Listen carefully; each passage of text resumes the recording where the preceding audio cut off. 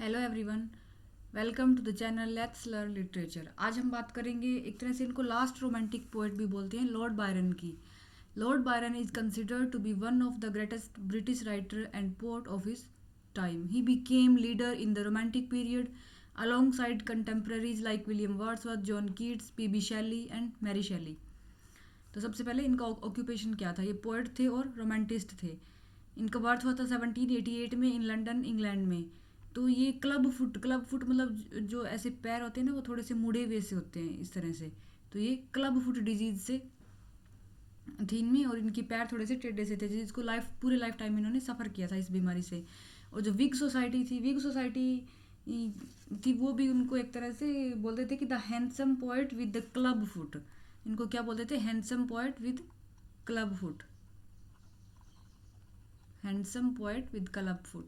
और इनकी डेथ हुई थी 1824 में मिसोलोनगी ओटमन एम्पायर। इन्होंने इंग्लैंड छोड़ दिया था। कैप्टन जॉन मैडजैक इनके पेरेंट्स थे, बायरन एंड कैथरीन इनकी मदर, गॉर्डन कैथरीन गॉर्डन इनकी मदर थी, और कैप्टन जॉन मैडजैक इनके फादर थे। एजुकेशन ट्राइनिटी कॉलेज कैम्ब्रिज से थी। वर्क इनके जो इंपॉर्टेंट वर्क है, hours of idleness, Childe Harold, pilgrimage, she walks in beauty, Don Juan, और एक था मैनफ्रेड, और एक और था बेपो। तो ये इनके इंपॉर्टेंट वर्क्स हैं। इनकी वाइफ एने इसाबेला मिलबेन की थी। इनके दो डॉटर थी, एडा loveless and Allegra Byron. Lord Byron personal life was marked by tumultuous love affair and inappropriate sexual relationship, unpaid debt and illegitimate children. Lady Caroline Lamb, with whom Byron had an affair, famously labelled him mad, bad and dangerous to know. तो एक Caroline lamb lady थी, उनका इनके साथ affair था। मतलब around ऐसा माना जाता है कि 200 वुमेंस के साथ इनका रिलेशनशिप था लॉर्ड बायरन का। तो उनमें से एक ये भी थी, लेडी कैरोलिन लैम्ब। तो उन्होंने इनके बारे में क्या बोला था? Mad, bad and dangerous to know. He died in 1824 at the age of 36 from a fever he contracted during his travel in Greece. He most notable works include, ये works तो हमने पहले भी बात कर ली है, मैनफ्रेड और बेपो भी है इसके अंदर। तो अर्ली लाइफ, इनका बर्थ लंदन में हुआ था, लेकिन बाद में जैसे काफ़ी कर्जा हो गया था इनके ऊपर, और इन्होंने छोड़ दिया था इंग्लैंड, लंदन छोड़ दिया था। Lord Byron was born in 1788 in London under the full name George Gordon Noel, 6th Baron Byron. He was raised in Aberdeen, Scotland by his mother after his father fled the family and died in 1791 in France. Byron inherited his title at the age of, जो Lord Byron इनका title था वो इनको 10 years की as में मिल गया था इनके फादर की डेथ के बाद। तो he later adopted his mother in law's family name Noel in order to inherit half of her estate. Byron mother was prone to mood swing. इनकी मदर जो थी, बायरन की मदर थी, उनको मूड स्विंग्स की प्रॉब्लम थी और वो बहुत ड्रिंक करती थी। तो इनकी जो बचपन में परवरिश है वो कुछ अच्छी नहीं हुई थी, कुछ अच्छे संस्कार इनको नहीं मिले थे। Due to mistreatment by his mother coupled with the deformed foot and an uneven temper, Byron lacked discipline and structure in his formative years. He was educated at Harrow School in London, followed by Trinity College at Cambridge, though he spent most of his time at later engaging in sexual relationship and supporting activities. It was during this time that he began writing and publishing work. तो ये sexual relationship की वजह से काफ़ी चर्चा में माने जाते हैं। मैरिज, अफेयर्स और children. Lord Byron first showed his affection for a distant cousin, मतलब एक तरह से इनका अपनी कजन के साथ ही अफेयर था। who indulged him for a while before rejecting his affections. In subsequent years, Byron had affairs with many women, including Lady Caroline Lamb, Lady Oxford, and his half-sister Augusta Lake, मतलब half sister के साथ भी, who later gave birth to a daughter widely considered to be Byron's. Lord Byron married Anne Isabella Milbanke in January 1815, and the following year she gave birth to a daughter Augusta Ada, जो बाद में उनका नाम हो गया था Ada Lovelace, and shortly after the birth of their daughter, Lord and Lady Byron separated, with Anne Isabella indicating the cause to be his incestual relationship with his half-sister. During this time, Lord Byron developed a close relationship with Percy, P.B. Shelley और Mary Shelley and married sister Claire। जब PB Shelley ने Mary शैली की शादी की थी भाग कर, मतलब विदाउट परमिशन इनके फादर की, विलियम गॉडविन की। तो वो तीन लोग वहाँ से निकले थे, मतलब मैरी शैली थे, मेरी शैली थी और पीबी शैली थी, और उनकी मैरी शैली की सिस्टर थी क्लेयरमोंट, ये भी इनके साथ थी। तो who also had a daughter with Byron called Allegra, जो एलिग्रा डॉटर है वो इन्हीं की मैरी शैली की सिस्टर के साथ इनका रिलेशनशिप था, उसी से हुई थी ये Allegra. Travel. After completing his education at Cambridge, Lord Byron embarked on a 2-year journey across Spain, Portugal, Malta, Albania, and Greece, from which he drew inspiration for Childe Harold's pilgrimage. After Byron finalized the separation from his wife, he left England permanently for Switzerland, and where he spent time with the Shelleys. जो PB Shelley थे और Mary शैली थे, उनके साथ इन्होंने काफ़ी time spend किया है। He went on to travel across Italy, engaging in promiscuous affairs, writing and publishing work. Along the way, he spent 6 years in Italy, where he wrote and released Don Juan. In 1823, Lord Byron was asked to assist in the Greek War of Independence. तो इन्होंने Greek में जो war of independence था उसमें भाग लिया था from the Ottoman Empire. He sold his estate in England to raise money for the Greek. तो यहाँ पे ऑटोमन एम्पायर में यहीं पे इनकी डेथ हो गई थी। जो गीथ थे, राइटर थे गीथ, उन्होंने इनका जो वर्क है डॉन जुआन, उसके बारे में बोला है कि a work of boundless genius.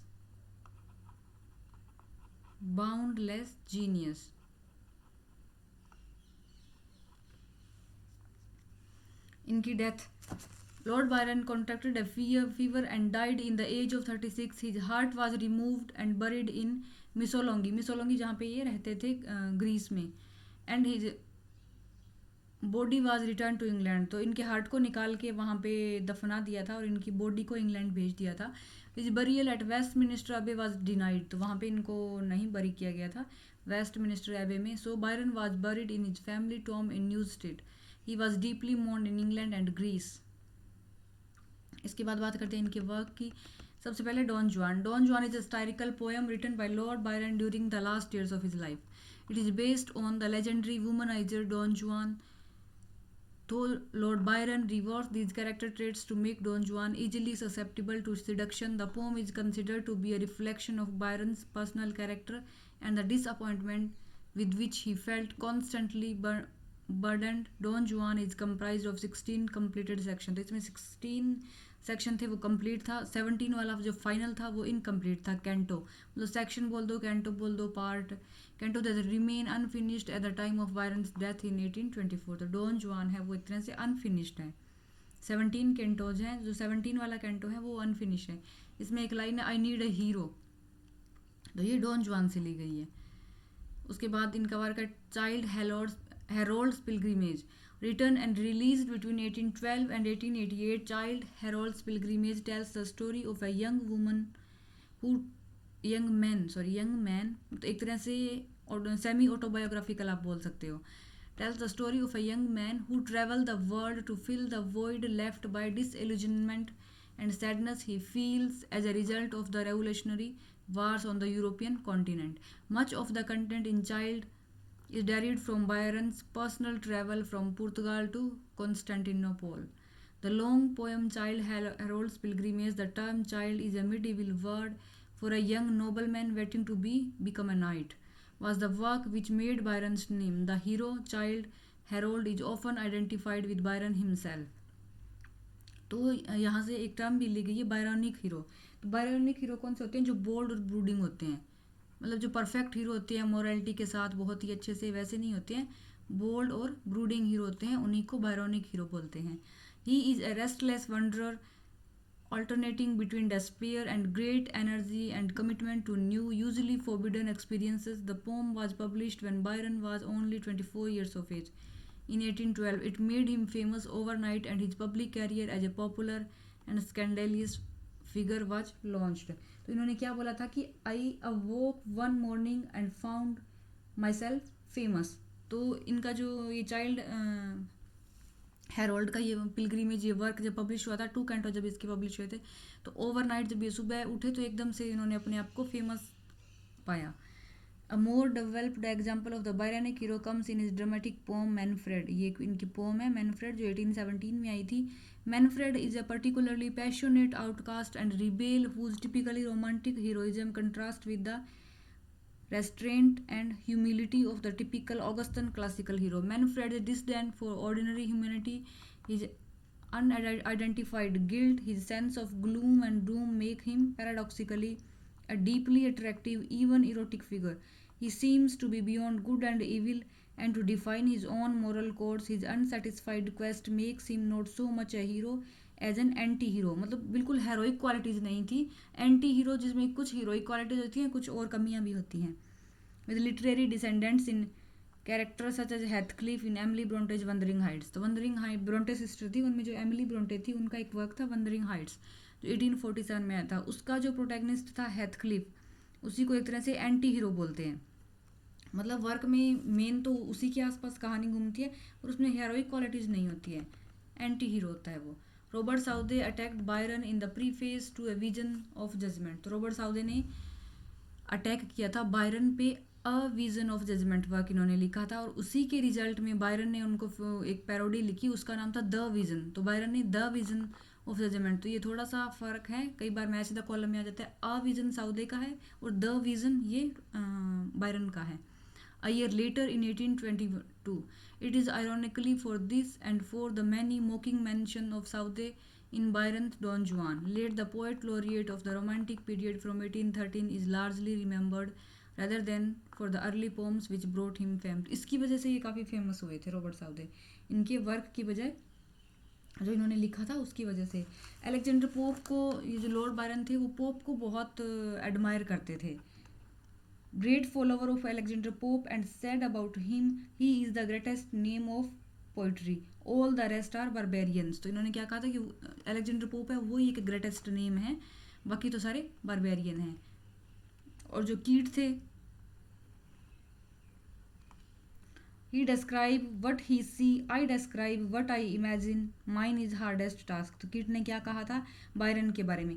तो बायरन तो एक तरह से जो देखते हैं उसी को डिस्क्राइब करते हैं, और मैं क्या करता हूँ जो इमेजिन करता हूँ उसको डिस्क्राइब करता हूँ एक तरह से. तो जो मेरे वाला टास्क है वो ज़्यादा हार्डर है बायरन से. तो ये कीट ने कहा था उनके बारे में कि माइंड टास्क इज़ हार्डर. तो इतना ही काफ़ी है लॉर्ड बायरन के बारे में, इससे ज़्यादा पढ़ने की ज़रूरत नहीं है. Thank you for watching. अगर आपको वीडियो अच्छा लगे तो please like and subscribe the channel.